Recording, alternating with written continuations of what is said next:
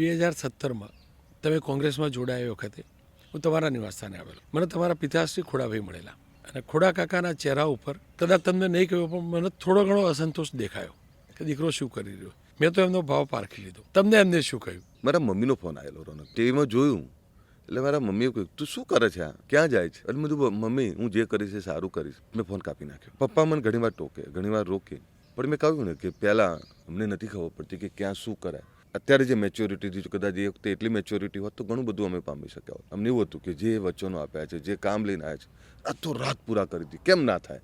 પણ એ સમય જે ચૂક્યા એમાં ઘણું બધું અમે ગુમાવ્યું છે. મારા પપ્પાએ ખૂબ સેવા કરી છે. પપ્પા રાજનીતિમાં 1975થી એ તાલુકા પંચાયતના સભ્ય, દાદા હતા તાલુકા પંચાયતમાં સરપંચ હતા. એટલે ભાઈબંધ હું પોલિટિકલ પરિવારમાંથી આવું, પરંતુ પપ્પા છે ને એ મને ટોકે, મને રોકે. અને આજે પણ રોનકભાઈ, હું કોઈના વધારે પ્રેમ કરું અથવા ડરું તો એમાં મારા પપ્પા અને મારી પત્ની, અને હવે તો મારી હરલીન પણ આમ જોવું ને એટલે ડર લાગે મને, આમ એટલે બંધ થઈ જાઉં ગમે તેવું હોય તો. પણ પપ્પાનું ખૂબ મોટું યોગદાન છે.